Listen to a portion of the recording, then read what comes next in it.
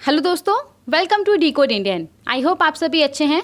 तो अगस्त मंथ के आरबीआई सर्कुलर्स को ऑलरेडी हम 3 लेक्चर्स में कवर कर चुके हैं। यहाँ पे कुछ सर्कुलर्स बचा था जिसको हम ये लेक्चर 4 है इसमें कवर करने वाले हैं। ओके, तो आई होप आप सभी ने तीनों लेक्चर देखा हुआ है, उसके बाद आप ये लेक्चर देख रहे हैं। तो चलिए शुरू करते हैं। अगर आपको इस लेक्चर का पीडीएफ चाहिए होगा तो आपको टेलीग्राम चैनल पे मिल जाएगा। टेलीग्राम चैनल का लिंक डिस्क्रिप्शन बॉक्स में दिया गया है, वहाँ से जाकर के आप इस लेक्चर का पीडीएफ डाउनलोड कर सकते हैं। वैसे तो ऑलरेडी कंबाइंड पीडीएफ अपलोड कर दिया गया है टेलीग्राम चैनल पे, क्योंकि बहुत सारे लोग डिमांड कर रहे थे एग्जाम्स के वजह से, इसीलिए हमने पहले ही कर दिया। बस अभी ये वाला जो लेक्चर है उसका पीडीएफ अपलोड करना बाकी है, तो वो हम सेपरेटली कर देंगे। ओके, तो चलिए शुरू करते हैं बिना किसी डिले के।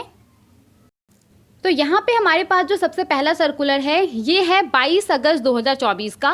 रिजर्व बैंक ऑफ इंडिया ने यूबीएस एजी को reserve Bank of India act 1934 के सेकेंड शेड्यूल में शामिल कर दिया है। तो सबसे पहले तो अगर हम यूबीएस के बारे में बात करें तो यूबीएस ग्रुप एजी स्विट्जरलैंड बेस्ड एक मल्टीनेशनल इन्वेस्टमेंट बैंक और फाइनेंशियल सर्विसेज कंपनी है, और ये ग्लोबली एक्टिव। ऐसा नहीं है कि सिर्फ स्विट्जरलैंड के अंदर ही ये फाइनेंशियल सर्विसेज प्रोवाइड करता है, ग्लोबली ये एक्टिव है। किस तरह का फाइनेंशियल सर्विसेज ये प्रोवाइड करता है? तो wealth management, asset management, investment banking services, retail, corporate banking, तो ये सब सर्विसेज ये प्रोवाइड करता है।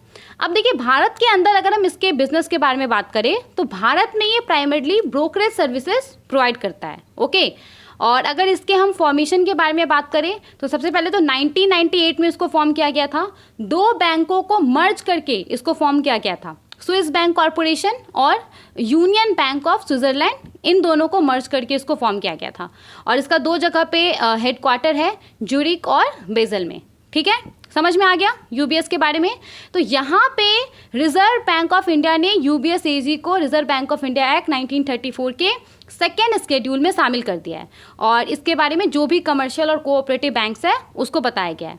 अब देखिए, यहाँ पे आपको पता होगा कि जब भी किसी बैंक को reserve Bank of India act 1934 के सेकेंड शेड्यूल में शामिल कर देता है तो वो शेड्यूल बैंक कहलाने लगता है। ओके, और यहाँ पे कुछ क्राइटेरिया है आरबीआई एक्ट 1934 के section 42 sub section 6 clause A. तो इसके अंदर कुछ क्राइटेरिया मेंशन है। इन क्राइटेरिया के ऊपर जो बैंक खरा उतरता है उसको ही आरबीआई एक्ट 1934 के सेकेंड शेड्यूल में शामिल करता है। जिस भी बैंक को इस शेड्यूल के अंदर शामिल नहीं किया जाता है वो नॉन शेड्यूल बैंक कहलाने लगता है। तो यहाँ पे जो यूबीएस एजी है, जो कि भारत के अंदर फॉरेन बैंक के तौर पे काम कर रहा था, तो उसको आरबीआई ने यहाँ पे आरबीआई एक्ट 1934 के सेकेंड शेड्यूल में शामिल कर दिया है। तो यहाँ पे आप देख सकते हैं हमारे देश के अंदर जो भी शेड्यूल फॉरेन बैंक्स है उसका पूरा लिस्ट है। तो इस लिस्ट में आपको यूबीएस एजी भी दिख जाएगा। ठीक है, 43 नंबर पे यहाँ पे यूबीएस एजी आपको दिख जाएगा। समझ में आ गया? तो यूबीएस एजी को रिजर्व बैंक ऑफ इंडिया ने reserve Bank of India act 1934 के सेकेंड शेड्यूल में शामिल कर दिया है। ओके, आगे बढ़ते हैं, नेक्स्ट सर्कुलर को देखते हैं। देखिए, यहाँ पे हमारे पास जो सर्कुलर है ये सर्कुलर भी 22 अगस्त 2024 का है। क्रेडिट स्विस एजी को अब एज अ बैंकिंग कंपनी के तौर पे रिकॉग्नाइज नहीं किया जाएगा। बैंकिंग रेगुलेशन एक्ट 1949 का सेक्शन 36A सबसेक्शन 2 के तहत जो मीनिंग है उसके अंदर में। तो सबसे पहले तो यहाँ पे थोड़ा सा हम ये क्रेडिट स्विस एजी के बारे में बात कर लेते हैं, फिर हम इस सर्कुलर के ऊपर आएंगे। देखिए, ये जो क्रेडिट स्विस ग्रुप है ये बेसिकली एक मल्टीनेशनल इन्वेस्टमेंट बैंक था और फाइनेंशियल सर्विसेज कंपनी था, जैसे कि हमने लास्ट वाले सर्कुलर में देखा था यूबीएस का। सेम ऐसा ही ये भी स्विट्जरलैंड बेस्ड एक मल्टीनेशनल इन्वेस्टमेंट बैंक और फाइनेंशियल सर्विसेज कंपनी था, और ये भी ग्लोबली एक्टिव था।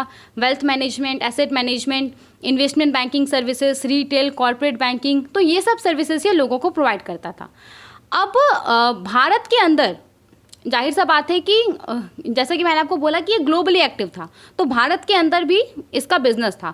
तो भारत के अंदर ये वेल्थ मैनेजमेंट और इन्वेस्टमेंट बैंकिंग सर्विसेज प्रोवाइड करता था।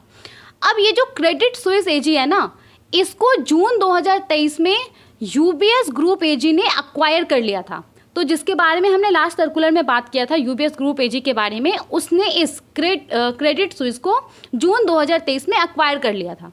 तो क्रेडिट स्विस का यूबीएस ग्रुप एजी में जून 2023 में मर्जर हो गया था। ओके, तो यहाँ पे मर्जर हो गया था। तो मर्जर होने के बाद जो ये क्रेडिट स्विस एजी है ना, इसका जो इंडिविजुअल एग्जिस्टेंस था वो खत्म हो गया था। तो भारत के अंदर भी क्योंकि क्रेडिट स्विस एजी का बिजनेस था तो ऑटोमेटिकली क्या होगा कि भारत के अंदर भी जो इसका बिजनेस था उसको भी जो यूबीएस ग्रुप एजी उसने एक्वायर कर लिया था, राइट। तो यहाँ पे आप देख भी सकते हैं कि मई 2023 का ये प्रेस रिलीज़ है कि जो कंपटीशन कमीशन ऑफ इंडिया ने क्रेडिट स्विस एजी और यूबीएस ग्रुप एजी के मर्जर को अप्रूव कर दिया था। तो उसी के अकॉर्डिंगली, क्योंकि अब तो इसका इंडिविजुअल एग्जिस्टेंस है ही नहीं, तो उसी के अकॉर्डिंगली यहाँ पे इसको एज अ बैंकिंग कंपनी के तौर पे अब रिकॉग्नाइज नहीं किया जाएगा। बैंकिंग रेगुलेशन एक्ट 1949 का सेक्शन 36A सबसेक्शन 2 के तहत जो मीनिंग है उसके अंदर में, ठीक है। तो यही इस सर्कुलर में बोला जा रहा है। और एप्लीकेबिलिटी का बात करें तो यहाँ पे भी जो भी कमर्शियल और कोऑपरेटिव बैंक्स हैं उन सबको इसके बारे में इन्फॉर्म किया गया है। नाउ यहाँ पे एक सेक्शन मेंशन हुआ है बैंकिंग रेगुलेशन एक्ट 1949 का सेक्शन 36A सबसेक्शन 2। तो इसको हम थोड़ा सा देख लेते हैं। देखिए, ये जो सेक्शन है ना, बैंकिंग रेगुलेशन एक्ट 1949 का सेक्शन 36A सबसेक्शन 2, तो ये बेसिकली बोलता है कि रिजर्व बैंक ऑफ इंडिया किसी भी बैंकिंग कंपनी को नोटिफाई कर सकता है कि ये अब बैंकिंग कंपनी नहीं है, ओके। कब रिजर्व बैंक ऑफ इंडिया ऐसा नोटिफाई कर सकता है? तो जब रिजर्व बैंक ऑफ इंडिया को लगेगा कि ये जो बैंकिंग कंपनी है इसके पास जो भी पब्लिक का डिपॉजिट था वो उसने रीपे कर दिया है, या फिर उसने सारा अरेंजमेंट कर लिया है पब्लिक के डिपॉजिट को रीपे करने के लिए, तो उस कंडीशन में रिजर्व बैंक ऑफ इंडिया जो ऑफिशियल गैजेट होता है उसमें नोटिस पब्लिश करके ऐसे बैंक को यहाँ पे नोटिफाई कर सकता है कि वो अब एज अ बैंकिंग कंपनी के तौर पे रिकॉग्नाइज नहीं किया जाएगा, ओके। तो यहाँ पे भी सेम हुआ, क्योंकि क्रेडिट स्विस एजी का जो इंडिविजुअल एग्जिस्टेंस था वो खत्म हो गया, इसका मर्जर हो गया यूबीएस ग्रुप एजी में। तो यहाँ पे आरबीआई ने क्या किया, आरबीआई ने ऑफिशियल गैजेट में नोटिस पब्लिश करके जो क्रेडिट स्विस एजी है उसको नोटिफाई कर दिया कि अब इसको एज अ बैंकिंग कंपनी के तौर पे रिकॉग्नाइज नहीं किया जाएगा। समझ में आ गया ये वाला सर्कुलर। आगे बढ़ते हैं, नेक्स्ट सर्कुलर को देखते हैं। तो ये सर्कुलर भी पिछले वाले सर्कुलर से ही रिलेटेड है, 22 अगस्त 2024 का। सिंपली क्योंकि क्रेडिट स्विस एजी को अब एज अ बैंकिंग कंपनी के तौर पे रिकॉग्नाइज नहीं किया जाएगा, राइट। तो इसीलिए इसको reserve Bank of India act 1934 के सेकेंड स्केड्यूल से बाहर कर दिया गया है, ठीक है।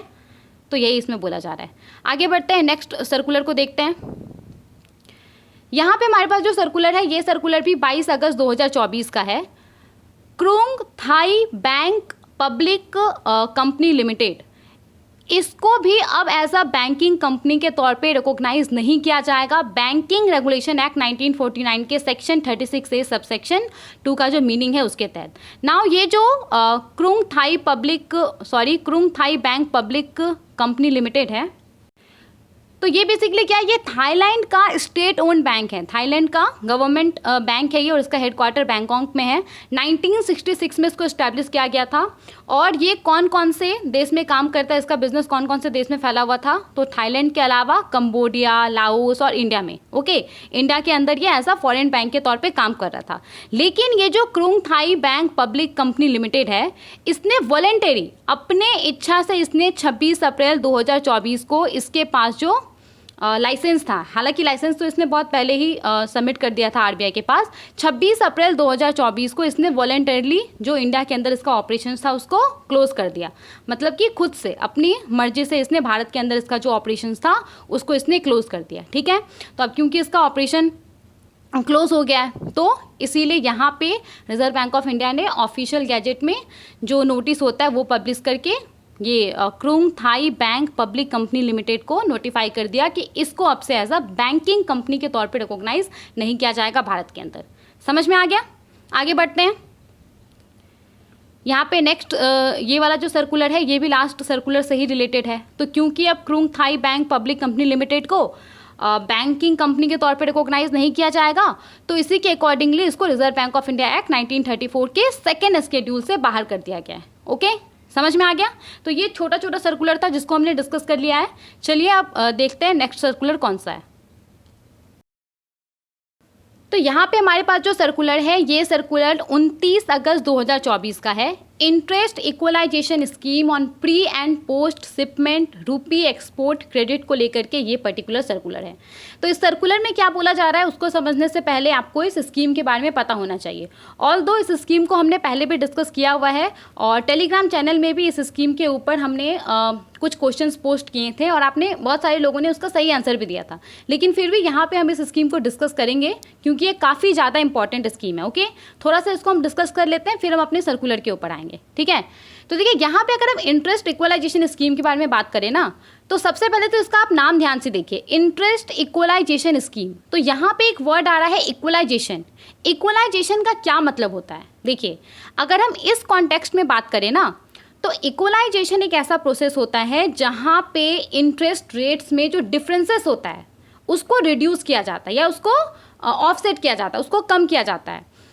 अब देखिए, जैसे कि हम बात करें, भारत का कोई एक्सपोर्टर है, भारत का एक्सपोर्टर जाहिर सा बात है कि उसको कुछ प्रोडक्ट एक्सपोर्ट करना है तो उसके पास पैसा रहना चाहिए। तो वो जब बैंक से क्रेडिट फैसिलिटी अवेल करने जाता है ना, तो उसको ज़्यादा इंटरेस्ट रेट पे वो क्रेडिट फैसिलिटी मिलता है। तो क्योंकि उसको उस क्रेडिट फैसिलिटी के ऊपर ज़्यादा इंटरेस्ट देना पड़ता है, इसीलिए उसके द्वारा जो भी प्रोडक्ट को वो मैन्युफैक्चर करता है और उसको जो वो एक्सपोर्ट करता है, तो उसका जो कॉस्ट रहता है वो ज़्यादा रहता है, राइट। लेकिन उसी के कंपेयरिंग में कोई दूसरे देश का एक्सपोर्टर, उसको अपने देश में कम इंटरेस्ट रेट के ऊपर जो लोन है वो मिल जाता है, और क्योंकि उसको कम इंटरेस्ट रेट के ऊपर लोन मिलता है, इसीलिए उसके द्वारा जो प्रोडक्ट एक्सपोर्ट किया जाता है ग्लोबल मार्केट में, तो उसका प्राइस कम होता है। तो ऐसे में क्या हो रहा है, दूसरे देश के एक्सपोर्टर के द्वारा जो प्रोडक्ट एक्सपोर्ट किया जा रहा है उसका प्राइस कम रह रहा है, तो जाहिर सा बात है उसका प्राइस कम होगा तो ज़्यादातर लोग ग्लोबल मार्केट में उसका प्रोडक्ट लेंगे, राइट।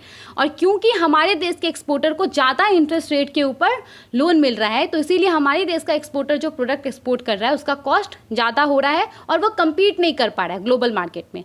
तो इस चीज़ को यहाँ पर बैलेंस करने के लिए ये जो पूरा इंटरेस्ट इक्वलाइजेशन स्कीम है इसको इंट्रोड्यूस किया गया था। तो इस स्कीम के तहत हमारे देश के जो एक्सपोर्टर्स हैं उनको सब्सिडाइज इंटरेस्ट रेट के ऊपर जो क्रेडिट फैसिलिटी है वो प्रोवाइड किया जाता है। बेसिक समझ में आ गया कि ये स्कीम क्या है। ओके, अब इसका जो स्टैटिक पॉइंट है वो हम देखते हैं। देखिए, इंटरेस्ट इक्वलाइजेशन स्कीम को सबसे पहली बार 1 अप्रैल 2015 को इम्प्लीमेंट किया गया था। तो याद रखिएगा, 1 अप्रैल 2015 को इंटरेस्ट इक्वलाइजेशन स्कीम को पहली बार इम्प्लीमेंट किया गया था।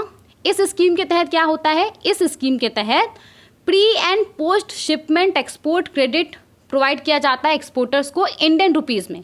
मतलब pre and post shipment export credit का क्या मतलब है, नाम से आपको पता चल रहा है, मतलब कि गुड्स का एक्सपोर्ट करने से पहले एक्सपोर्टर को रॉ मटेरियल खरीदने के लिए जो पैसा चाहिए होगा, तो यहाँ पे इस स्कीम के तहत उसको pre shipment export credit provide किया जाता है। अब गुड्स एक्सपोर्ट करने के बाद उसको जो बायर है उससे पैसा नहीं मिला अभी तक, तो उसका जो डे टू डे ऑपरेशन है उसके लिए उसको जो पैसा चाहिए होगा, तो उसके लिए वो जो इस स्कीम के तहत क्रेडिट फैसिलिटी अवेल करेगा, तो वो क्या हो गया, पोस्ट शिपमेंट एक्सपोर्ट क्रेडिट हो गया।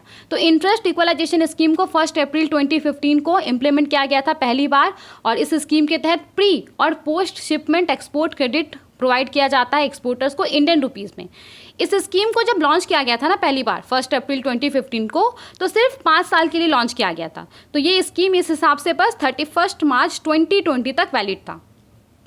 लेकिन उसके बाद फिर इस स्कीम को बहुत बार एक्सटेंड किया गया था। ओके, इसके बाद देखिए यहाँ पे इस स्कीम को लेकर के कुछ पॉइंट और है, जैसे कि इस स्कीम को reserve Bank of India implement करता है। कैसे रिजर्व बैंक ऑफ इंडिया इस स्कीम को इम्प्लीमेंट करता है, तो अलग अलग जो पब्लिक और नॉन पब्लिक सेक्टर बैंक्स है उसके थ्रू आरबीआई इस स्कीम को इम्प्लीमेंट करता है। तो जो भी पब्लिक और नॉन पब्लिक सेक्टर बैंक है वो यहाँ पे एक्सपोर्टर्स को प्री और पोस्ट शिपमेंट जो क्रेडिट रहता है वो प्रोवाइड करता है।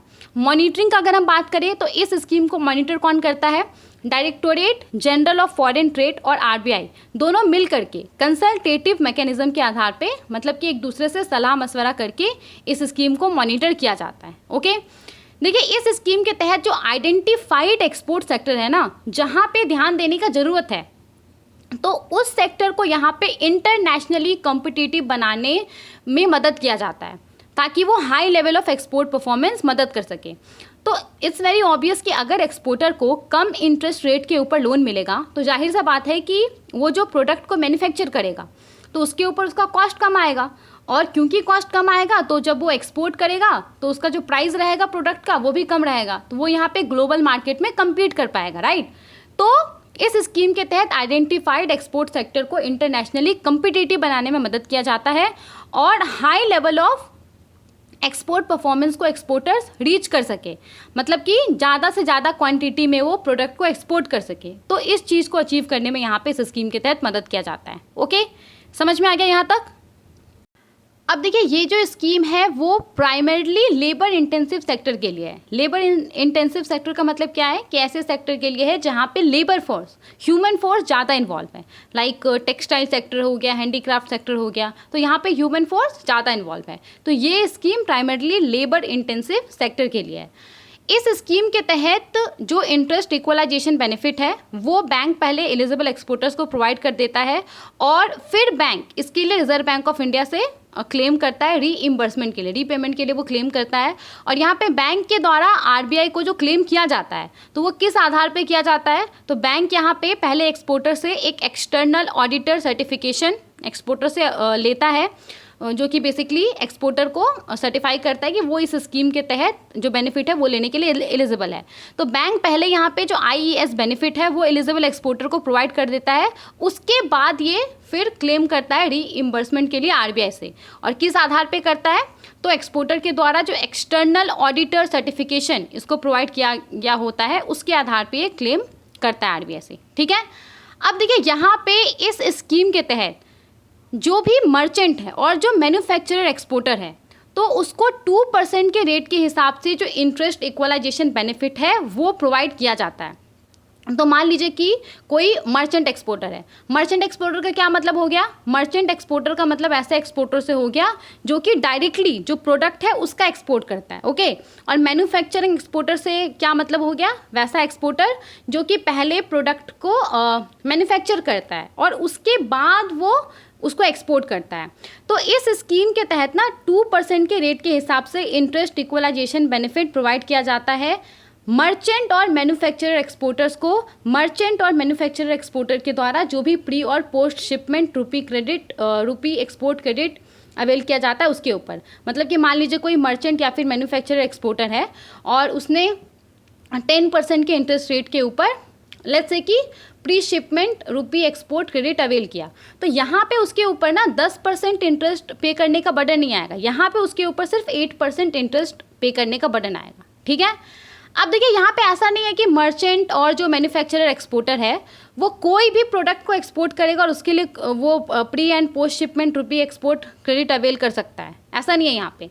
यहाँ पे स्पेसिफाइड 410 HS लाइन्स है। आपको पता होगा कि इंटरनेशनल ट्रेड में अलग अलग प्रोडक्ट के कैटेगरी को एक कोड प्रोवाइड किया जाता है, राइट। तो जो स्पेसिफाइड 410 HS लाइन है या फिर आप कह सकते हैं कि टैरिफ लाइन्स है, या सिंपली अगर मैं आपको बोलूं तो जो स्पेसिफाइड 410 अलग अलग प्रोडक्ट का कैटेगरी है, तो उस कैटेगरी के अंदर में अगर मर्चेंट और मैन्युफैक्चरर एक्सपोर्टर्स के द्वारा pre and post shipment rupee export credit avail किया जाता है, अगर वो 410 HS लाइन्स के तहत जो अलग अलग कैटेगरी है तो उस कैटेगरी का जो प्रोडक्ट है उसको अगर एक्सपोर्ट करता है तो सिर्फ उसके ऊपर उसको इस स्कीम के तहत 2% के रेट के हिसाब से जो इंटरेस्ट इक्वलाइजेशन बेनिफिट है वो प्रोवाइड किया जाएगा। ठीक है, समझ में आया।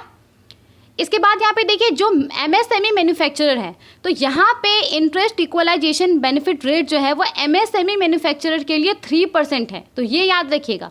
और यहाँ पे MSME मैन्युफैक्चरर किसी भी HS लाइन के तहत कोई भी प्रोडक्ट अगर एक्सपोर्ट करता है तो उसके ऊपर उसको 3% के रेट के हिसाब से जो इंटरेस्ट इक्वलाइजेशन बेनिफिट है वो मिलेगा। लेकिन मर्चेंट और मैन्युफैक्चरर एक्सपोर्टर सिर्फ और सिर्फ जो स्पेसिफाइड 410 HS लाइन्स है उसके तहत अगर कोई प्रोडक्ट एक्सपोर्ट करता है तो उसके ऊपर बस उसको 2% के रेट के हिसाब से इंटरेस्ट इक्वलाइजेशन बेनिफिट मिलेगा। ओके, तो यहाँ पे मर्चेंट और मैन्युफैक्चरर एक्सपोर्टर्स के लिए इस स्कीम के तहत जो इंटरेस्ट इक्वलाइजेशन बेनिफिट का रेट है वो कितना है, 2% है। ओके, और MSME मैन्युफैक्चरर के लिए इस स्कीम के तहत जो इंटरेस्ट इक्वलाइजेशन बेनिफिट का रेट है वो कितना है, 3% है। याद रहेगा। ठीक है, आगे बढ़ते हैं। इन सब के अलावा देखिए इस स्कीम को अपना फंड लिमिटेड कर दिया गया है। फंड लिमिटेड का मतलब क्या है कि इस स्कीम के तहत जो पैसा खर्च किया जाएगा, सरकार जो पैसा खर्च करेगा वो लिमिटेड रहेगा, वो रिस्ट्रिक्टेड रहेगा। और इस स्कीम के तहत एक इंडिविजुअल एक्सपोर्टर को maximum per annum 10 crore rupees तक का ही जो बेनिफिट है वो प्रोवाइड किया जा सकता है। तो आपको पता होगा कि जो भी इंपोर्टर है, एक्सपोर्टर है, उसको एक इंपोर्ट एक्सपोर्ट कोड दिया जाता है, राइट। तो यहाँ पे पर import export code per annum 10 crore rupees का ही जो बेनिफिट है वो प्रोवाइड किया जा सकता है इस स्कीम के तहत, ठीक है। अभी तक ये प्रोविज़न है। इन सब के अलावा देखिए यहाँ पे बैंक के द्वारा इस स्कीम के तहत एक्सपोर्टर्स को जो लेंडिंग किया जाता है, तो कोई बैंक है उसके द्वारा जो भी एक्सपोर्टर्स को लेंडिंग किया गया इस स्कीम के तहत, तो जो एवरेज रेट होगा ना वो रेपो रेट प्लस 4% से ज़्यादा नहीं होना चाहिए। लेट्स से कि रेपो रेट है 7%, ओके, इसमें आप 4% ऐड करेंगे तो कितना होगा, 11% होगा। तो यहाँ पे कोई बैंक है, किसी बैंक ने एक्सपोर्टर्स को इस स्कीम के तहत लोन प्रोवाइड किया, ठीक है, बहुत सारे एक्सपोर्टर्स को लोन प्रोवाइड किया, तो जो एवरेज रेट होगा ना वो यहाँ पे 11% से ज़्यादा नहीं होना चाहिए, ओके। हमारे एग्जाम्पल के हिसाब से अगर ऐसा होता है, अगर average rate more than repo plus 4% हो जाता है तो इस स्कीम में वैसे बैंक को इस स्कीम से बाहर कर दिया जाएगा, ओके। समझ में आ गया? तो ये भी पॉइंट इंपॉर्टेंट था। तो यहाँ पे हमने ये बात कर लिया इंटरेस्ट इक्वलाइजेशन स्कीम के बारे में। आई होप आपको सभी पॉइंट समझ में आ गया होगा। नाउ अब हम आते हैं अपने सर्कुलर के ऊपर कि सर्कुलर में क्या बोला जा रहा है।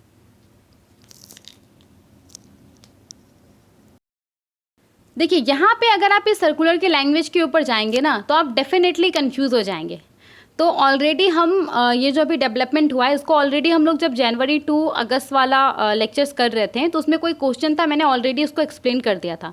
यहाँ पे अगर मैं आपको सिंपली बताऊँ कि क्या फैसला लिया गया है इंटरेस्ट इक्वलाइजेशन स्कीम को लेकर के, तो देखिए ये जो स्कीम था ना इसको सरकार ने 30 जून 2024 तक के लिए एक्सटेंड कर दिया था, ओके, ये हमने भी पढ़ा था। अब यहाँ पे कुछ दिनों पहले सरकार ने क्या किया था, इस स्कीम को 31 अगस्त 2024 तक के लिए एक्सटेंड कर दिया था। तो यहाँ पे इस स्कीम को भारत सरकार ने और 2 महीने के लिए एक्सटेंड कर दिया था, ओके। 1 जुलाई 2024 से जो ये एक्सटेंशन था वो इफेक्टिव हुआ और 31 अगस्त 2024 तक ये था, ओके। 31 अगस्त 2024 को ये खत्म हो गया था। तो इस स्कीम को सरकार ने और 2 महीने के लिए एक्सटेंड कर दिया था।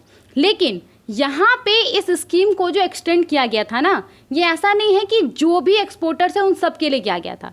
इस स्कीम को जो एक्सटेंड किया गया था वो सिर्फ और सिर्फ MSME मैन्युफैक्चरर एक्सपोर्टर्स के लिए किया गया था। तो 1 जुलाई 2024 के बाद से सिर्फ जो MSME मैन्युफैक्चरर एक्सपोर्टर्स थे ना वही इस स्कीम के तहत जो बेनिफिट है वो अवेल कर सकते थे। सिर्फ वही इस स्कीम के तहत एलिजिबल थे बेनिफिट अवेल करने के लिए। 30 जून 2024 के बाद से जो नॉन MSME एक्सपोर्टर्स हैं उनके लिए ये स्कीम अवेलेबल नहीं था, ओके। ये स्कीम 30 जून 2024 तक ही सिर्फ नॉन MSME एक्सपोर्टर्स के लिए अवेलेबल था। 1 जुलाई 2024 से जो एक्सटेंशन हुआ था 31 अगस्त 2024 तक के लिए, तो वो सिर्फ और सिर्फ किसके लिए था, MSME मैन्युफैक्चरर एक्सपोर्टर्स के लिए था, ओके। ये बात याद रहेगा।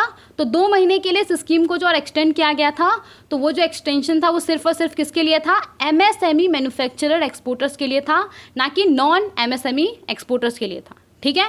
समझ में आ गया? यही यहाँ पे बोला गया है बस, ओके। इसके बाद देखिए यहाँ पे और क्या मॉडिफिकेशन किया गया है इस स्कीम के तहत। तो जैसा कि हमने बात किया कि 2 महीने के लिए और इस स्कीम को एक्सटेंड कर दिया गया था, ओके। तो यहाँ पे जो इंटरेस्ट इक्वलाइजेशन का बेनिफिट था उसको 1.66 करोड़ पे कैप कर दिया गया था पर इंपोर्टर एक्सपोर्टर कोड के लिए। मतलब कि ये 2 महीने के लिए जो इस स्कीम को एक्सटेंड किया गया था, तो यहाँ पे बोला गया था कि जो MSME एक्सपोर्टर्स है तो पर इंपोर्टर एक्सपोर्टर कोड मैक्सिमम इस स्कीम के तहत 1.66 करोड़ का ही जो बेनिफिट है वो उसको प्रोवाइड किया जा सकता है, ओके। और जैसा कि हमने बिगनिंग में ही बात किया था कि ये जो स्कीम है वो क्या हो गया है, अब फंड बेस्ड हो गया है, राइट। तो यहाँ पे जो एक्सटेंडेड पीरियड था उसके लिए भारत सरकार ने इस स्कीम का जो टोटल आउटले तय किया था वो कितना था, 750 करोड़ था। यानी कि भारत सरकार 750 करोड़ रुपये खर्च करने वाला है इस स्कीम के ऊपर जो एक्सटेंडेड पीरियड है उसमें, ठीक है। समझ में आ गया? इसके अलावा देखिए जो भी एग्जिस्टिंग डायरेक्शंस के अंदर प्रोविजंस हैं उसमें किसी भी प्रकार का चेंजेस नहीं किया गया है, वो अनचेंज्ड है, ओके। समझ में आ गया? तो सबसे इम्पॉर्टेंट यही था कि 1 जुलाई 2024 से 31 अगस्त 2024 तक के लिए ये स्कीम को जो एक्सटेंड किया गया था, तो ये एक्सटेंशन सिर्फ और सिर्फ MSME एक्सपोर्टर्स के लिए था, नॉन MSME एक्सपोर्टर्स के लिए नहीं था। ओके, एप्लीकेबिलिटी का बात करें तो जितना भी स्केड्यूल्ड कमर्शियल बैंक्स है एक्सक्लूडिंग RRBs, उन सब के ऊपर एप्लीकेबल होगा। प्राइमरी अर्बन कोऑपरेटिव बैंक्स और स्टेट कोऑपरेटिव बैंक्स जो कि स्केड्यूल्ड बैंक्स है और जिसके पास AD कैटेगरी 1 लाइसेंस है उसके ऊपर एप्लीकेबल होगा, और एग्जिम बैंक के ऊपर एप्लीकेबल होगा। ठीक है, समझ में आ गया। आगे बढ़ते हैं और नेक्स्ट सर्कुलर को देखते हैं।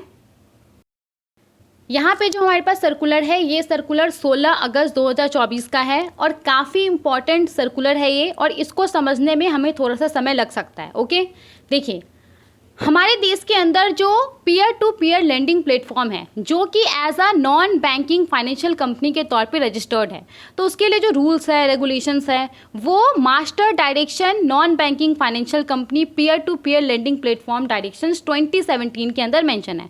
तो बेसिकली हमारे देश के अंदर जो NBFC P2P लेंडिंग प्लेटफॉर्म है, तो उसको गवर्न कैसे किया जाता है, ये जो मास्टर डायरेक्शन है 2017 का, उसके अंदर जो डायरेक्शंस है उसके तहत उसको गवर्न किया जाता है। ओके, नाउ यहाँ पे जो डायरेक्शंस है ना इस मास्टर डायरेक्शन के अंदर, तो उसको रिव्यू किया गया है। ओके, तो उसके बारे में हम बात करने वाले हैं। कुछ कुछ डायरेक्शंस को यहाँ पे, कुछ कुछ प्रोविजंस को यहाँ पे अमेंड किया गया है, कुछ नई प्रोविजन को ऐड किया गया है, तो उन सबको हम देखने वाले हैं। ओके, लेकिन देखिए सबसे पहले आपको ये पता होना चाहिए कि ये जो peer to peer lending platform है वो है क्या। तो यहाँ पे ये जो non banking financial company P2P lending platform है, इसको शॉर्ट में अगर हम बोले तो ये क्या हो गया, NBFC P2P। ओके, तो ये क्या है, ये एक ऑनलाइन प्लेटफॉर्म है। यहाँ पे क्या होता है, यहाँ पे इंडिविजुअल्स आपस में फंड बोरो करते हैं और फंड लेंड करते हैं शॉर्ट टर्म के लिए। ओके, तो जो ट्रेडिशनल बैंक लेंडिंग होता है, जैसे कि आपको बैंक जाना पड़ता है, बैंक से में जा कर के आपको लोन के लिए अप्लाई करना पड़ता है, एप्लीकेशन सबमिट करना पड़ता है, और बैंक वाला ये भी देखता है कि आपका क्रेडिट वर्दीनेस है कि नहीं है, आपका क्रेडिट स्कोर क्या है, तो ये सब चीज़ बैंक देखता है, राइट। तो ये जो ट्रेडिशनल बैंक लेंडिंग है ना, उसके ऑल्टरनेटिव के तौर पे ये काम करता है। तो ये एक ऐसा ऑनलाइन प्लेटफॉर्म है जहाँ पे कोई ऐसा व्यक्ति जिसके पास पैसा है, ओके, और कोई ऐसा व्यक्ति जिसको कि फ़ंड का ज़रूरत है, तो ये दोनों इस प्लेटफॉर्म के ऊपर आता है और आपस में फ़ंड बोरो करता है और लेंड करता है शॉर्ट टर्म के लिए। समझ में आ गया। ओके, अब देखिए ये जो NBFC P2P है ना, ये अलग अलग लोन ऑप्शंस प्रोवाइड करता है, सिक्योर्ड, अनसिक्योर्ड लोन। तो सिक्योर्ड लोन में क्या होता है, कोलेट्रल रहता है, अनसिक्योर्ड लोन में कोलेट्रल नहीं रहता है। और इस प्लेटफॉर्म का इस्तेमाल जनरली वैसा इंडिविजुअल जिसका क्रेडिट स्कोर अच्छा नहीं है उसके द्वारा किया जाता है। अब देखिए आजकल अगर आपका क्रेडिट स्कोर अच्छा नहीं है तो आपको जो ट्रेडिशनल बैंक है वो तो लेंडिंग देता ही नहीं है, बहुत दिक्कत करता है देने में, राइट। तो यहाँ पे वैसे इंडिविजुअल्स के द्वारा इस प्लेटफॉर्म का इस्तेमाल किया जाता है, वैसा इंडिविजुअल्स इस प्लेटफॉर्म के ऊपर आता है और जो लोन है वो अवेल करता है। या फिर जो बिजनेसेस है जिसको कि इमीडिएट फाइनेंसिंग की ज़रूरत है, तो वो भी इस प्लेटफॉर्म के ऊपर आकर के जो लोन है वो अवेल करता है। समझ में आ गया। तो सिंपली आप ऐसा कह सकते हैं कि एक ऐसा प्लेटफॉर्म है जहाँ पे जो लेंडर्स है और जो बायर्स है वो आपस में कनेक्ट होता है। ओके, नाउ देखिए अब हम आते हैं अपने सर्कुलर के ऊपर कि सर्कुलर में क्या बोला जा रहा है। तो हमारे देश के अंदर जो non banking financial company peer to peer lending platform है, जो भी NBFC P2P लेंडिंग प्लेटफॉर्म है, तो मास्टर डायरेक्शन के अंदर जोड़ दिया गया है कि ये जो NBFC P2P लेंडिंग प्लेटफॉर्म है तो ये एज अ इंटरमीडियरी के तौर पे काम करे। ये एक ऑनलाइन मार्केट प्लेस या प्लेटफॉर्म प्रोवाइड करे जिसके ऊपर जो लेंडर्स है वो आए और जो बोरोवर्स है वो आए और आपस में वो पीयर टू पीयर लेंडिंग करे। ओके, और इसी के अकॉर्डिंगली यहाँ पे रूल्स है, रेगुलेशंस है जो कि NBFC P2P लेंडिंग प्लेटफॉर्म का जो ऑपरेशन है उसको गवर्न करता है। ओके, लेकिन यहाँ पे ना कुछ कुछ प्लेटफॉर्म ऐसा ऑब्जर्व किया गया है कि कुछ कुछ प्लेटफॉर्म यहाँ पे ऐसे प्रैक्टिसेस को अपना रहा है जो कि इस मास्टर डायरेक्शन का जो रूल्स है, रेगुलेशंस है, उसको वायलेट करता है। अब किस तरह के वायलेशन का यहाँ पे हम बात कर रहे हैं, तो देखिए यहाँ पे क्या हो रहा था कि जो फंड ट्रांसफ़र मैकेनिज्म है उसका वायलेशन हो रहा था। जिस तरीके से इस प्लेटफॉर्म के ऊपर लेंडर्स और बायर के बीच में लेंडर्स और बोरोवर के बीच में फ़ंड का ट्रांसफ़र होना चाहिए, उसके लिए जो रूल्स रेगुलेशंस है उसका वायलेशन देखा जा रहा था। इसके अलावा कुछ कुछ जो ये NBFC P2P लेंडिंग प्लेटफॉर्म है वो पीयर टू पीयर लेंडिंग को एज अ इन्वेस्टमेंट प्रोडक्ट के तौर पे प्रमोट कर रहे थे। वो क्या बोल रहे थे लोग को कि आप यहाँ पे आइए, आप यहाँ पे आके 2 साल के लिए अपना पैसा जमा कीजिए, और मान लीजिए कि कोई NBFC P2P लेंडिंग प्लेटफॉर्म है, वो आपको बोल रहा है कि देखिए आप यहाँ पे आइए, आप 1 लाख रुपये जमा कीजिए 1 साल के लिए, और आपको यहाँ पे 1 साल के अंत में 10,000 रुपये का गारंटीड रिटर्न होगा। तो देखिए ऐसा तो नहीं होना चाहिए ना, क्योंकि ये क्या है, यहाँ पे जो रिटर्न है वो डिपेंड करता है कि जो लेंडर ने लोन दिया है बोरोवर को, बोरोवर उसको चुका रहा है कि नहीं चुका रहा, राइट, उसके ऊपर डिपेंड करता है। इसमें रिस्क इन्वॉल्व रहता है, क्योंकि पहले ही हमने बोला कि यहाँ पे ऐसा लोग आता है अक्सर जिसका कि क्रेडिट स्कोर अच्छा नहीं रहता है, तो इस प्लेटफॉर्म के ऊपर रिस्क इन्वॉल्व रहता है। तो अगर कोई P2P लेंडिंग प्लेटफॉर्म आपको बोल रहा है कि आप यहाँ पे आकर के अपना पैसा इन्वेस्ट कीजिए और आपको गारंटीड रिटर्न मिलेगा, तो ये सही नहीं है, राइट। तो इस तरह का प्रैक्टिसेस देखा गया था, बहुत सारा NBFC P2P लेंडिंग प्लेटफॉर्म के द्वारा किया जा रहा था। इसके बाद यहाँ पे बहुत सारा प्लेटफॉर्म यहाँ पे लिक्विडिटी ऑप्शन प्रोवाइड कर रहा था। वो बोल रहा था कि आप 1 साल के लिए पैसा जमा कीजिए, 1 साल से पहले भी, मतलब 1 साल के लिए आप यहाँ पे किसी को लोन दे दीजिए, ठीक है, 1 साल से पहले भी अगर आपको पैसा का काम पड़ेगा तो हम आपको पैसा प्रोवाइड कर देंगे, आपका जो पैसा है वो आपको हम वापस कर देंगे। तो ये कर रहा था। इसके अलावा कुछ NBFC P2P लेंडिंग प्लेटफॉर्म तो बहुत आगे जा करके प्लेटफॉर्म के तौर पे काम ना करके वो एज अ डिपॉजिट टेकर्स और लेंडर के तौर पे काम करने लगा था। वो लोगों से डिपॉजिट एक्सेप्ट करने लगा था और उसी डिपॉजिट को फिर वो लोन के तौर पे लोगों में डिस्ट्रीब्यूट भी करने लगा था इस प्लेटफॉर्म के तौर पे। तो ये सब चीज़ें हो रहा था, इस तरीके से बहुत सारे रूल्स का, रेगुलेशन का वायलेशन हो रहा था। और अभी तक क्या था ना कि ये सब जो वायलेशन था ना, तो इसको reserve Bank of India individually, जो भी NBFC P2P लेंडिंग प्लेटफॉर्म है उसके साथ इंडिविजुअली कांटेक्ट करके जो रूल्स रेगुलेशंस है उसको कंप्लाई करने के लिए उसको बोलता था। ओके, तो इन सब को ध्यान में रख करके यहाँ पे इस मास्टर डायरेक्शन का जो प्रोविजंस है उसको एलैबोरेट किया गया है, उसको क्लैरिफाई किया गया है कुछ मॉडिफिकेशंस के साथ, ताकि इस मास्टर डायरेक्शन को अच्छे तरीके से इम्प्लीमेंट किया जा सके और जो NBFC P2P लेंडिंग प्लेटफॉर्म है वो अच्छे से काम कर सके। ठीक है, तो यहाँ पे एक एक करके हम देखने वाले हैं कौन कौन सा प्रोविजंस है जिसको यहाँ पे कुछ को क्लैरिफाई किया गया है, कुछ को मॉडिफाई किया गया है, कुछ नए प्रोविजंस को ऐड किया गया है। ओके, अच्छा, यहाँ पे देखिए जो भी अमेंडेड प्रोविज़न है ना वो इमीडिएट इफेक्ट से एप्लीकेबल हो जाएगा। सिर्फ एक यहाँ पे प्रोविज़न है जिसके बारे में 1F2 के अंदर मेंशन है, तो वो मैं आपको बता दूंगी। सिर्फ वो प्रोविज़न यहाँ पे जिस डेट को ये सर्कुलर इशू हुआ है उसके 90 डेज़ के बाद से एप्लीकेबल होगा। ओके, और यहाँ पे जो भी चेंजेस हुआ है उसके हिसाब से मास्टर डायरेक्शन को लाने के लिए यहाँ पे मास्टर डायरेक्शन को भी मॉडिफाई कर दिया गया है, तो अब से इस मास्टर डायरेक्शन को मॉडिफाइड माना जाएगा। ठीक है, समझ में आ गया। तो अब हम एक एक करके जो प्रोविज़न है वो देखने वाले हैं। तो पहले हम एग्जिस्टिंग प्रोविज़न देख लेंगे, फिर देख लेंगे कि उसमें क्या चेंजेस लाया गया है। ओके, तो देखिए यहाँ पे जो सबसे पहला प्रोविज़न है उसके हिसाब से कोई भी NBFC P2P किसी भी तरह का क्रेडिट इन्हेंसमेंट या क्रेडिट गारंटी प्रोवाइड या अरेंज नहीं करेगा। क्रेडिट इन्हेंसमेंट का क्या मतलब होता है कि वो किसी भी बोरोवर का जो क्रेडिट वर्दीनेस है उसको इम्प्रूव नहीं करेगा। वो ऐसा नहीं बोल सकता है कि ठीक है अगर आपका क्रेडिट स्कोर कम है तो भी वो बोलेगा लेंडर को कि आप इसको लोन प्रोवाइड कर दीजिए, हम इसके बदले में आपको कोलेटरल दे रहे हैं, ऐसा नहीं हो सकता है। ठीक है, तो कोई भी NBFC P2P किसी भी तरह का क्रेडिट इन्हेंसमेंट प्रोवाइड नहीं कर सकता है या फिर क्रेडिट गारंटी अरेंज नहीं कर सकता है। मतलब कि ये किसी थर्ड पार्टी को इन्वॉल्व नहीं कर सकता है। कोई थर्ड पार्टी इन्वॉल्व हो गया और थर्ड पार्टी ने बोला लेंडर को कि ठीक है तुम इसको पैसा दे दो बोरोवर को, अगर ये बोरोवर डिफॉल्ट करेगा तो हम तुमको कंपनसेट करेंगे, तो ये यहाँ पे नहीं हो सकता है। ओके, वही बोला जा रहा है कि जो एग्जिस्टिंग प्रोविज़न है उसके हिसाब से कोई भी NBFC P2P किसी भी तरह का क्रेडिट इन्हेंसमेंट या क्रेडिट गारंटी प्रोवाइड या अरेंज नहीं करेगा। समझ में आ गया। अब देखिए यहाँ पे अमेंडेड प्रोविज़न में क्या बोला जा रहा है उसको हम समझते हैं। ठीक है, तो देखिए जो अमेंडेड प्रोविज़न है ना उसमें ये जो पहला वाला सेंटेंस है वो तो सेम रखा गया है कि NBFC P2P किसी भी तरह का क्रेडिट इन्हेंसमेंट या क्रेडिट गारंटी प्रोवाइड या अरेंज नहीं करेगा।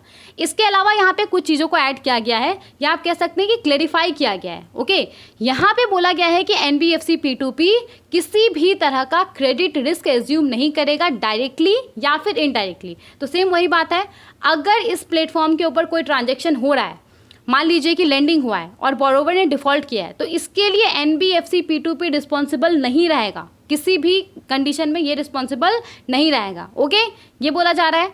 और यहाँ पे मान लीजिए कि कोई लेंडर है, उसने बोरोवर को फंड लेंड किया है, ठीक है, तो यहाँ पे हो सकता है कि जो लेंडर है ना, उसका पूरा प्रिंसिपल, जितना भी पैसा उसने दिया था वो पूरा नुकसान हो गया, या फिर इंटरेस्ट का पैसा उसका नुकसान हो गया, इंटरेस्ट का पैसा उसको नहीं मिला, या फिर कुछ भी नहीं मिला उसको, ना ही तो उसको प्रिंसिपल मिला है, ना ही तो उसको इंटरेस्ट मिला है। तो यहाँ पे इसका जो पूरा बर्डन आएगा वो सिर्फ और सिर्फ लेंडर के ऊपर आएगा, जो एनबीएफसी P2P प्लेटफॉर्म है उसके ऊपर नहीं आएगा। ओके, और इसके बारे में एनबीएफसी P2P को जो लेंडर्स होगा उसको बताना पड़ेगा, उसको डिस्क्लोज करना पड़ेगा कि ऐसा है, ठीक है। तो यहाँ पे अमेंडेड प्रोविजन में ये बोला गया है, समझ में आ गया पहला। आगे बढ़ते हैं। इसके बाद देखिए यहाँ पे एग्जिस्टिंग प्रोविजन के हिसाब से बोला गया है कि कोई भी एनबीएफसी P2P किसी भी तरह का क्रॉस सेल नहीं करेगा किसी प्रोडक्ट का, except loan specific insurance product को छोड़ करके। इसका मतलब क्या होता है कि एनबीएफसी ना, ये जो एनबीएफसी P2P प्लेटफॉर्म है ना, ये लोन प्रोडक्ट को छोड़ करके किसी भी तरह का दूसरा प्रोडक्ट जो बोरोवर है उसको ऑफ़र नहीं करेगा, एक्सेप्ट जो लोन स्पेसिफिक इंश्योरेंस प्रोडक्ट होता है वो ऑफ़र वो कर सकता है, ठीक है, समझ में आ गया। तो ये अभी एग्जिस्टिंग प्रोविजन है। अमेंडेड प्रोविजन के हिसाब से क्या बोला जा रहा है, तो अमेंडेड प्रोविजन में भी ये जो पहला वाला सेंटेंस है उसको सेम रखा गया है। इसके बाद यहाँ पे बोला जा रहा है कि एनबीएफसी P2P अगर कोई लोन स्पेसिफिक इंश्योरेंस प्रोडक्ट भी ऑफ़र करता है तो यहाँ पे वो ऐसा नहीं होना चाहिए जो कि बोरोवर को क्रेडिट इन्हेंसमेंट प्रोवाइड कर रहा है, बोरोवर को क्रेडिट गारंटी प्रोवाइड कर रहा है, तो इस नेचर का वो नहीं होना चाहिए, ठीक है, ये बोला जा रहा है। तो अमेंडेड प्रोविजन के हिसाब से एनबीएफसी P2P किसी भी तरह का क्रॉस सेल नहीं करेगा किसी भी प्रोडक्ट का, except loan specific insurance product का। मतलब कि यहाँ पे वो लोन प्रोडक्ट को छोड़ करके सिर्फ जो लोन स्पेसिफिक इंश्योरेंस प्रोडक्ट रहेगा उसको ही वो ऑफ़र कर सकता है, इसके अलावा वो और किसी भी प्रोडक्ट को ऑफ़र नहीं कर सकता है बोरोवर को, ठीक है। और यहाँ पे और यहाँ पे क्या बोला जा रहा है कि ये जो लोन स्पेसिफिक इंश्योरेंस प्रोडक्ट भी रहेगा तो ये क्रेडिट एनहेंसमेंट या क्रेडिट गारंटी के नेचर का नहीं रहना चाहिए, ठीक है, क्लियर हो गया। आगे बढ़ते हैं।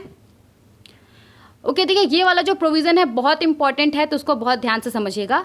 एग्जिस्टिंग प्रोविज़न के हिसाब से कोई लेंडर है उसका जो एग्रीगेट एक्सपोजर रहेगा, जितना भी बोरोवर्स है उसको at any point of time, जितना भी P2P प्लेटफॉर्म है उसके ऊपर, तो वो 50 लाख रुपए से ज़्यादा नहीं होना चाहिए। ओके, तो किसी लेंडर का जो एग्रीगेट एक्सपोजर रहेगा, जितना भी बोरोवर्स है उसको at any point of time, जितना भी P2P प्लेटफॉर्म है उसके ऊपर, वो 50 लाख रुपीज़ से ज़्यादा नहीं होना चाहिए। और यहाँ पे ये उसके नेट वर्थ के साथ कंसिस्टेंट होना चाहिए। मतलब कि ऐसा ना हो कि लेंडर्स का नेट वर्थ है 10 लाख रुपया और वो यहाँ पे अलग अलग P2P प्लेटफॉर्म के ऊपर 50 लाख रुपए का लोन दे करके बैठा है, तो ऐसा नहीं होना चाहिए। उसके नेट वर्थ के साथ ये कंसिस्टेंट रहना चाहिए, ठीक है।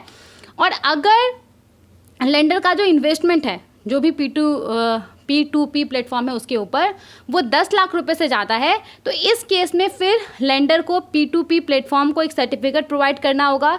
ये सर्टिफिकेट उसको जो प्रैक्टिसिंग चार्टर्ड अकाउंटेंट है उससे मिलेगा, और ये सर्टिफिकेट इस बात को सर्टिफाई करेगा कि जो लेंडर है उसका कम से कम 50 लाख रुपए का नेटवर्थ है। समझ में आया ये वाला प्रोविज़न? तो ये एग्जिस्टिंग प्रोविज़न है।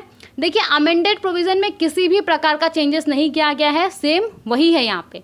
तो जो भी लेंडर है यहाँ पे, उसका जितना भी बोरोवर्स है उसको एग्रीगेट एक्सपोजर 50 लाख रुपए से 50 लाख रुपए से ज़्यादा नहीं होना चाहिए किसी भी कंडीशन में, और ये उसके नेटवर्थ के साथ कंसिस्टेंट होना चाहिए। और अगर उसका एक्सपोजर 10 लाख रुपए से ज़्यादा होता है अक्रॉस P2P प्लेटफॉर्म, तो इस केस में उसको एक सर्टिफिकेट P2P प्लेटफॉर्म को प्रोवाइड करना होगा, प्रैक्टिसिंग चार्टर्ड अकाउंटेंट से लेकर के, जो कि इस बात को सर्टिफाई करेगा कि उसका जो नेटवर्थ है वो कम से कम 50 लाख का है, ठीक है। तो ये अमेंडमेंट में किसी भी प्रकार का चेंजेस नहीं किया गया है। क्लियर हो गया? आगे बढ़ते हैं। अब देखिए यहाँ पे एग्जिस्टिंग प्रोविजन के हिसाब से क्या बोला जा रहा है। एग्जिस्टिंग प्रोविजन के हिसाब से बोला जा रहा है ना कि जो non banking financial company P2P lending platform है उसके पास एक बोर्ड अप्रूव्ड पॉलिसी होना चाहिए जिसमें कि रूल्स मेंशन हो कि किस तरीके से जो लेंडर्स है और जो बोरोवर्स है उसको मैच किया जाएगा। और ये जो रूल्स होना चाहिए ना ये इक्विटेबल होना चाहिए, नॉन डिस्क्रिमिनेटरी मैनर का होना चाहिए। इक्विटेबल मतलब ऐसा होना चाहिए जिसमें सभी को मौका मिले इक्वल। ओके, ऐसा ना हो कि सिर्फ कुछ स्पेसिफिक ग्रुप ऑफ लोगों को ही यहाँ पे सेलेक्ट किया जा रहा है लेंडिंग के लिए। ओके, या फिर बोरोवर के तौर पे कुछ स्पेसिफिक ग्रुप ऑफ लोगों को ही यहाँ पे सेलेक्ट किया जा रहा है। तो यही बोला जा रहा है कि NBFC P2P के पास एक बोर्ड अप्रूव्ड पॉलिसी होना चाहिए जिसमें कि रूल रेगुलेशंस मेंशन हो लेंडर्स और बोरोवर्स के मैचिंग के लिए, और ये इक्विटेबल और नॉन डिस्क्रिमिनेटरी मैनर का होना चाहिए। ठीक है, ओके, यहाँ पे देखिए अमेंडेड प्रोविजन में किसी भी प्रकार का चेंजेस नहीं किया गया है। हाँ, यहाँ पे एक और सेंटेंस ऐड कर दिया गया है। यहाँ पे क्या बोला जा रहा है, नहीं, यहाँ पे किसी भी प्रकार का चेंजेस नहीं किया गया है। ओके, चलिए आगे देखते हैं। अब देखिए यहाँ पे जो एग्जिस्टिंग प्रोविजन है उसके हिसाब से जो लेंडर रहेगा वो तब तक किसी फंड को डिसबर्स नहीं करेगा जब तक कि जो भी इंडिविजुअल लेंडर है उसने इंडिविजुअल रिसिपिएंट को अप्रूव कर दिया है लोन के लिए, और जो भी कंसर्न पार्टीज़ है मतलब जो भी लेंडर है बोरोवर है उसने लोन कॉन्ट्रैक्ट के ऊपर साइन कर दिया है, तब तक लोन को यहाँ पे डिसबर्स नहीं किया जाएगा। ठीक है, ये एग्जिस्टिंग प्रोविजन है। अब जो अमेंडेड प्रोविजन है ना उसमें इस बात को तो रखा ही गया है, साथ में एक और सेंटेंस भी यहाँ पे ऐड कर दिया गया है। ये सेंटेंस क्या है, यहाँ पे यही बोला जा रहा है कि तब तक किसी लोन को डिसबर्स नहीं किया जाएगा जब तक कि जो लेंडर्स है बोरोवर्स है उसको जो बोर्ड अप्रूव्ड पॉलिसी है उसके हिसाब से मैच नहीं किया गया। ओके, तब तक लोन को डिसबर्स नहीं किया जाएगा, और जो इंडिविजुअल लेंडर्स है उसने इंडिविजुअल रिसिपिएंट को अप्रूव कर दिया है लोन के लिए। ओके, और जो कंसर्न पार्टीज़ है लेंडर्स है बोरोवर्स है उसने लोन कॉन्ट्रैक्ट के ऊपर साइन कर दिया है। ठीक है, तो यही है, बस इसमें थोड़ा सा मॉडिफाई किया गया है। आगे बढ़ते हैं।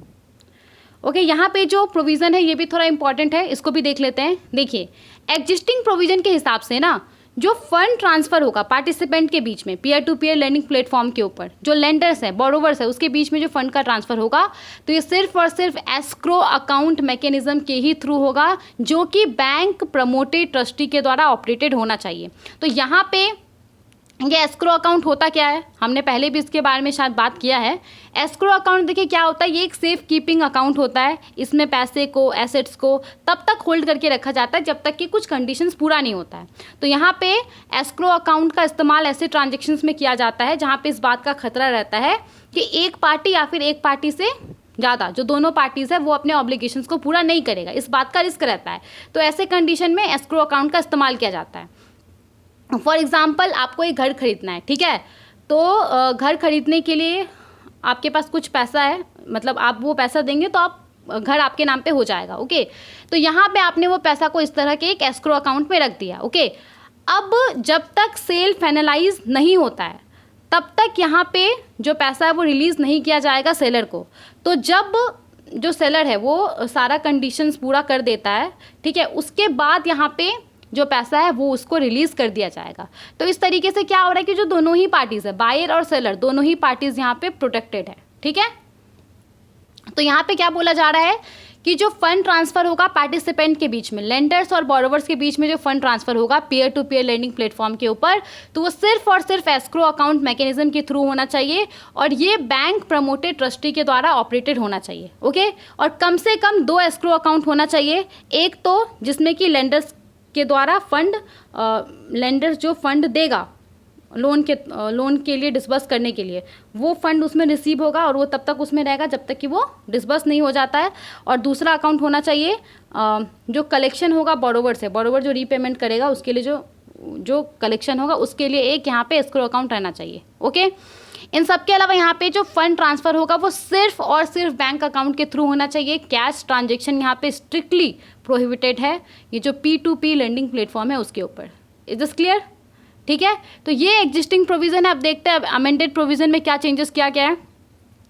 तो देखिए अमेंडेड प्रोविजंस में ये सारा चीज़ जो हमने डिस्कस किया था उसको रखा गया है, कुछ कुछ चीज़ों को यहाँ पे ऐड कर दिया गया है।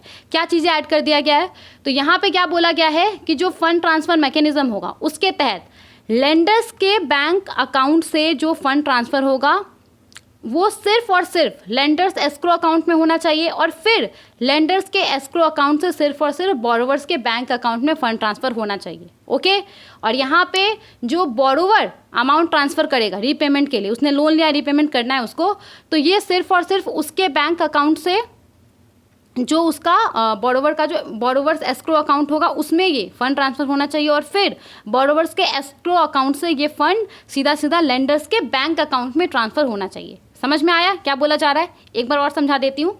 देखिए, जो लेंडर्स का बैंक अकाउंट होगा उससे जो फंड ट्रांसफ़र होगा वो सीधा किस में होना चाहिए? लेंडर्स एस्क्रो अकाउंट में होना चाहिए। ओके, जैसे कि हमने बात किया था कि 2 एस्क्रो अकाउंट को मेंटेन किया जाएगा, एक लेंडर्स से जो फंड रिसीव किया जाएगा डिसबर्स करने के लिए उसके लिए एक होगा, और एक बोरोवर जो रीपेमेंट करेगा उसके लिए होगा। ओके, तो यहाँ पे क्या बोला जा रहा है कि लेंडर्स के बैंक अकाउंट से जो फंड ट्रांसफ़र होगा वो सीधा लेंडर्स एस्क्रो अकाउंट में आना चाहिए, और फिर लेंडर्स एस्क्रो अकाउंट से जो फंड डिसबर्स होगा वो सीधा सीधा बोरोवर्स के बैंक अकाउंट में जाना चाहिए। ओके, और यहाँ पे सेम बोरोवर जब रीपेमेंट करेगा तो क्या बोला जा रहा है कि बोरोवर के बैंक अकाउंट से जो फंड है वो सीधा बोरोवर्स एस्क्रो अकाउंट में जाना चाहिए, और एस्क्रो अकाउंट से सीधा जो लेंडर्स बैंक अकाउंट है उसमें जाना चाहिए। ओके, जिसने कि लोन प्रोवाइड किया होगा। समझ में आ गया? आगे देखते हैं और क्या प्रोविज़न है। इसके अलावा देखिए यहाँ पे क्या बोला जा रहा है कि लेंडर्स एस्क्रो अकाउंट में जो फंड होगा वो रीपेमेंट ऑफ लोन्स के लिए इस्तेमाल नहीं किया जाएगा। ओके, और बोरोवर्स एस्क्रो अकाउंट में जो फंड होगा वो डिसबर्समेंट ऑफ लोन्स के लिए इस्तेमाल नहीं किया जाएगा। मतलब कि लेंडर्स एस्क्रो अकाउंट में जो भी फंड होगा वो सिर्फ और सिर्फ लेंडिंग के लिए किया जाएगा, और बोरोवर्स एस्क्रो अकाउंट में जो भी फंड होगा वो सिर्फ और सिर्फ लोन डिसबर्स करने के लिए सिर्फ और सिर्फ रीपेमेंट के लिए किया जाएगा। ओके, समझ में आ गया? और सेम यहाँ पे बैंक अकाउंट से ही जो भी फंड का ट्रांसफ़र होगा वो होगा, जो कैश ट्रांजैक्शन है वो यहाँ पे प्रोहिबिटेड है। क्लियर? अब देखिए यहाँ पे एक इम्पॉर्टेंट प्रोविज़न है। यहाँ पे क्या बोला जा रहा है ना कि जो लेंडर्स एस्क्रो अकाउंट रहेगा, लेंडर्स एस्क्रो अकाउंट और बोरोवर्स एस्क्रो अकाउंट में जो फंड ट्रांसफ़र होगा ना, तो वो फंड इन एस्क्रो अकाउंट्स में T+1 डे से ज़्यादा तक नहीं रहना चाहिए। और यहाँ पे T का क्या मतलब है? T का मतलब है कि जिस डेट को फंड इन एस्क्रो अकाउंट में आया है। मतलब कि मान लीजिए बोरोवर्स एस्क्रो अकाउंट में जो फंड है ना वो मंडे को आया है, ठीक है, तो ट्यूसडे तक बोरोवर्स एस्क्रो अकाउंट से ये फंड जो है वो ट्रांसफ़र हो जाना चाहिए बोरोवर्स के ये क्या बोलते हैं बैंक अकाउंट में। ठीक है, तो यहाँ पे ये बोला जा रहा है। और देखिए यही प्रोविज़न है 1F2। तो ये वाला जो पर्टिकुलर प्रोविज़न है ना, ये जिस डेट को ये सर्कुलर इशू किया गया है उसके 90 डेज़ के बाद से एप्लीकेबल होगा। ओके, क्लियर हो गया? आगे बढ़ते हैं। उसके बाद देखिए यहाँ पे जो एग्जिस्टिंग प्रोविज़न है उसके हिसाब से जो NBFC P2P है वो लेंडर से एक डिक्लेरेशन लेगा, जिसमें लेंडर इस बात को एक्सेप्ट करेगा कि उसको वो जो यहाँ पे लेंडिंग कर रहा है उससे जुड़ा हुआ जो भी रिस्क है उसको उसके बारे में पता है, और यहाँ पे उसको पता है कि ये जो NBFC P2P प्लेटफॉर्म है ये किसी भी प्रकार का यहाँ पे एश्योरेंस प्रोवाइड नहीं करता है प्रिंसिपल या पेमेंट ऑफ इंटरेस्ट का।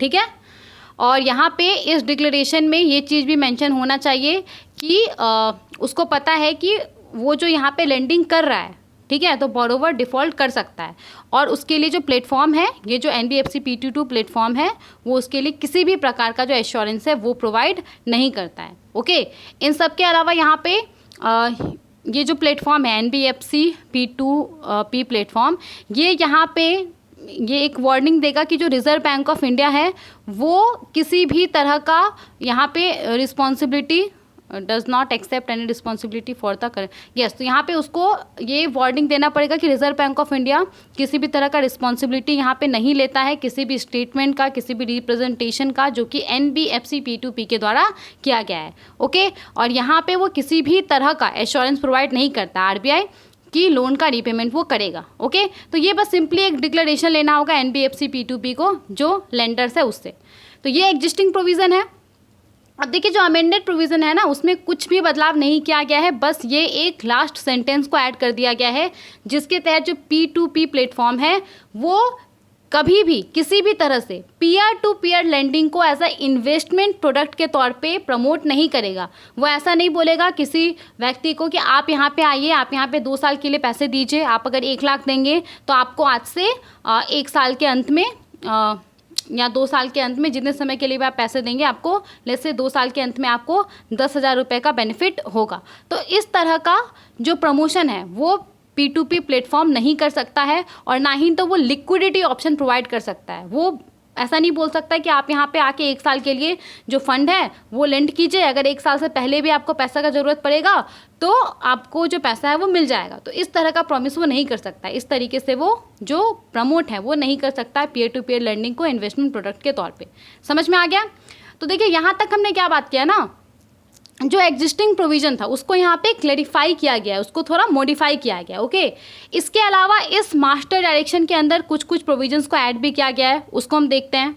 तो यहाँ पे सबसे पहले तो बोला गया है कि जो NBFC P2P है वो लेंडर्स के फंड को सिर्फ और सिर्फ लेंडिंग पर्पस के लिए इस्तेमाल करेगा, उसके अलावा किसी भी चीज़ के लिए उस फंड का इस्तेमाल नहीं करेगा।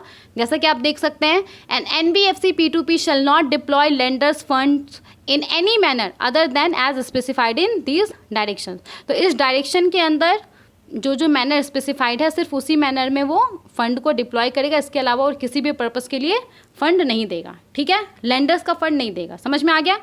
इसके अलावा यहाँ पे जो NBFC P2P है ना, वो लेंडर्स के फंड को यहाँ पे किसी दूसरे लेंडर के रिप्लेसमेंट के लिए इस्तेमाल नहीं करेगा। मतलब कि मान लीजिए कोई लेंडर है, उसने एक P2P प्लेटफॉर्म के ऊपर आकर के लेंडिंग किया, ओके।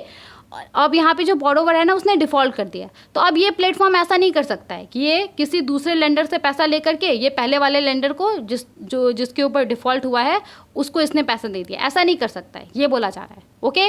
और यहाँ पे बोला जा रहा है कि जो भी ये फीस वगैरह चार्ज करेगा तो जो इसका प्राइसिंग पॉलिसी होगा वो ऑब्जेक्टिव होना चाहिए, वो क्लियर होना चाहिए, ओके। और यहाँ पे जो भी ये फीस चार्ज करेगा उसके बारे में उसको डिस्क्लोज करना पड़ेगा at the time of lending itself. तो जब लेंडिंग शुरू ही होगा तभी उसको बोरोवर को, लेंडर को इसके बारे में इन्फॉर्म करना होगा, ठीक है। और यहाँ पे जो भी ये फीस चार्ज करेगा वो एक फिक्स्ड अमाउंट होना चाहिए, या फिर ये जो प्रिंसिपल अमाउंट है उसके एक प्रपोर्शन में होना चाहिए, ठीक है। जो फीस है वो रीपेमेंट बाय द बोरोवर के ऊपर डिपेंडेंट नहीं होना चाहिए। मतलब ऐसा ना हो कि कुछ ऐसा नियम है कि बोरोवर जितना जल्दी पैसा पे करेगा उतना कम फी चार्ज किया जाएगा, जितना लेट से पे करेगा उतना ज़्यादा फी चार्ज किया जाएगा। तो ये बोला जा रहा है ऐसा नहीं होना चाहिए, ओके। फी जो है वो रीपेमेंट बाय द बोरोवर के ऊपर डिपेंडेंट नहीं रहना चाहिए, ठीक है। समझ में आ गया? ओके इसके अलावा यहाँ पे क्या बोला जा रहा है कि ये जो मैपिंग द पार्टिसिपेंट्स है, जो यहाँ पे लेंडर्स को, बोरोवर्स को मैच किया जाएगा आपस में, राइट।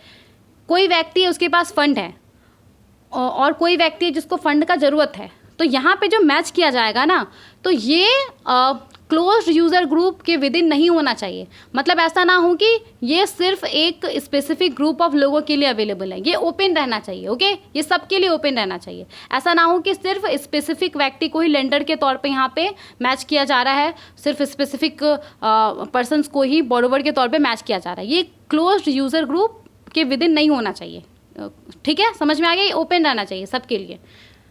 इसके अलावा यहाँ पे क्या बोला जा रहा है कि जो NBFC P2P है वो अपने सभी touch points, customer interface, including जो इसका प्रमोशनल मटेरियल होता है, किसी भी तरह का जो कम्युनिकेशन होता है इसका स्टेक होल्डर पार्टिसिपेंट के साथ, तो उन सब में ये अपना नाम मेंशन करेगा, और अगर इसका कोई ब्रांड नेम होगा तो उसको ये मेंशन करेगा, ठीक है। इन सब के अलावा ये अपने वेबसाइट पे, मोबाइल वेब एप्लीकेशन पे एक चेतावनी देगा, एक वार्निंग देगा कि जो भी या फिर इसका जो भी प्रमोशनल मटेरियल है उसके लिए ये यहाँ पे एक वार्निंग डिस्प्ले करेगा कि ये जो प्लेटफॉर्म है, ये जो NBFC P2P लेंडिंग प्लेटफॉर्म है, ये रिजर्व बैंक के साथ रजिस्टर्ड है, ठीक है। तो ये सब कुछ नए प्रोविजंस को यहाँ पे ऐड किया गया है। तो आज के इस लेक्चर का ये हमारा लास्ट सर्कुलर था जिसको हमने डिस्कस किया है। आई होप जितने सारे भी सर्कुलर्स और जितने सारे भी प्रोविजंस हमने यहाँ पे डिस्कस किए हैं वो आपको समझ आ गया होगा। कहीं पे भी कन्फ्यूजन रहने से प्लीज़ आप हमें कमेंट कर सकते हैं, हम उसका रिप्लाई ज़रूर करेंगे। Thank you so much for watching.